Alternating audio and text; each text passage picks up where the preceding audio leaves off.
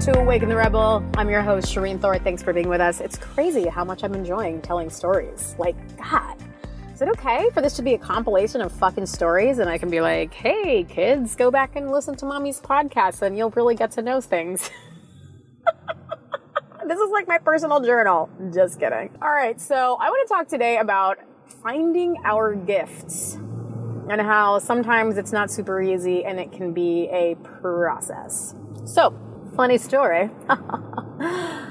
Okay, I am literally obsessed with running fast. It's so stupid. It's such a little Shireen quirk, but I am like convinced that I am super fucking fast and that like I would be shocked if a chick beats me in a race. Like I'm like, you better be pretty fucking quick to be able to beat me because I'm fast. And I'm 34 years old. I have had a lot of years to like have this type of confidence in being fast. Like some people just like come out of the womb confident. Like I was not that type. I had to like learn like, oh, you're good at that slowly but surely. Like, and then I was like, nah, I'm fucking good at that. And I know. You want to know why I know? I'll tell you why I know. Here's my story. All right. So I was a freshman in high school and we were doing like, it wasn't even soccer, and it wasn't even really technically soccer tryouts, but it was the soccer coach, Mr. Martin. And he was doing drills with all the kids from like freshman all the way to senior to just kind of like, you know, prep them for soccer tryouts to like see who had what talents and skills. Like obviously there's a bunch of freshmen. He doesn't know these kids. He's just kind of like checking it out. But he's Mr. Martin. He picks the varsity girls soccer team and he's like, so cool. So anyway, we do these like, I think it was like 40-yard dash. It's pretty short. It was pretty short. We did a 40-yard dash. And at this point, I am a freshman in high school. I don't know what the fuck I'm good at, man. I just got out of junior high. I'm just like a little tyke, you know? Like, I don't even think I'm fast. Like, I'm just like, whatever. And so we do these 40-yard dashes. And there's this chick named Kirsten Wild. Kirsten, I'm sorry if you're listening to this. I'm putting you on blast. But anyway, she was like this super gorgeous blonde gazelle, totally got like a full scholarship to Stanford for soccer. Like she was just known as like this really talented, amazing chick. Or at least that's how I knew her. Fuck, I don't know. So anyway, basically, we do all the 40-yard dashes, boom, boom, boom. Everybody's running, you know, I'm jerking off. It's fun, it's whatever, it's a good time. End of the 40-yard dashes, and Mr. Martin goes, oh, we have a tie for the fastest time. Kirsten Wild and S. Faltis. At the time, my last name was Faltis before I got married. And I'm like, S. Faltis? That's me! Like, who would have fucking thought, right?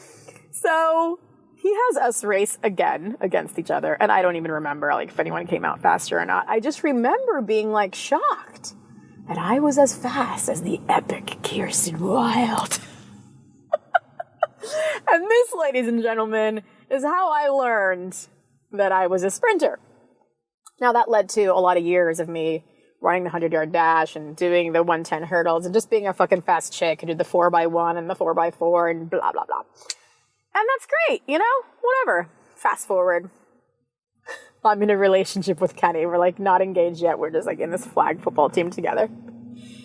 And he's like, I'm so cocky about how fast I am. I'm just like so confident about how fast I am. I'm like, dude, if you just leave me, dude, trust me, I'll burn her. Like there's nothing she could do to catch me. And I'm able to be this confident because I've had years now, like a decade of like being faster than girls, testing my speed, all this good stuff. Kenny doesn't buy it. He's like, dude, I'm dating this really overconfident chick. She needs to seriously get over herself.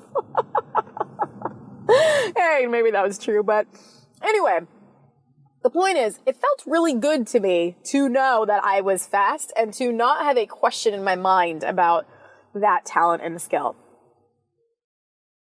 We ended up literally writing our own vows, and in our vows, he flatters me and tells me I'm like the fastest person on the planet, which I loved tremendously.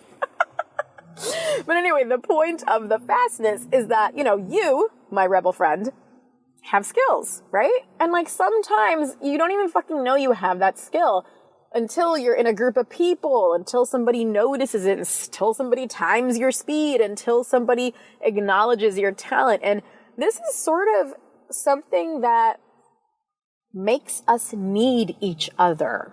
Like, there's this really deep, gorgeous thing about being seen. I think that's a lot of reason I'm actually even doing this podcast. Like, that we need to feel seen. We need to feel known. We need to feel acknowledged for who we actually are. Not who people want us to be, who we perform to be, who we try to be. No. For who we actually are. And I think when that happens, there's this deep sense of fulfillment that comes from that.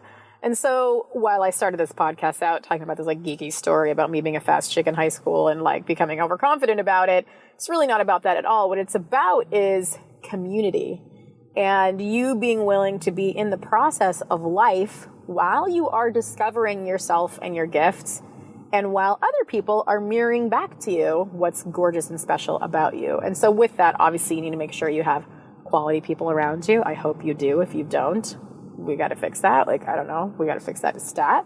But it's just so important to have that sense of community. I'm sure you guys have heard me talk about the longest study ever done about happiness and how it really actually boils down to community and social relationships and having like high levels of intimacy or being known in your community and all that good stuff. So yeah, this is just a funny story plus a little food for thought about community and that just the need to be seen. So my question to you is,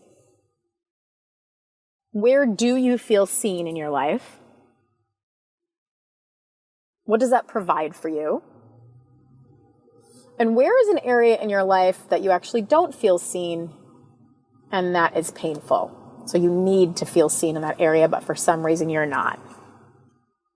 Like my personal growth journey, it's interesting. I was just raised by a really tough mom. She's real tough. She wasn't into emotions.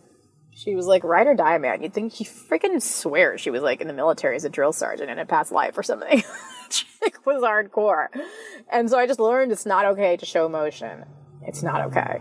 And so I didn't. I was like really tough and I just did not feel understood or known as a young person. What I didn't know as a young person was that was my fault. I didn't know that. I just was in pain about it. But then I ended up going to all these juicy seminars that woke my little rebel up and I realized, oh my God, I can actually be the truth of myself and vulnerable and really be real and have people see me for who I really am, and it's okay. It doesn't make me weak. It doesn't mean, if I show vulnerability that I'm a weak person. It just means I'm a human. Whoa, what a novel idea. So anyway, yeah, just another little quick story to sort of back up this idea that being truly seen is extremely fulfilling. And what I want for all my rebels is a deep, deep soul fulfillment in this life. So there you have it, friends. I hope you feel seen and acknowledged and known in your life. If you don't, holler at awakeningrebel.com. Let's definitely fix that. If you do, I celebrate that. I totally like freaking rah shish kumbah that. Let's just like hells yeah to that shit. And that's pretty much it. I'll see you on the next one. All right.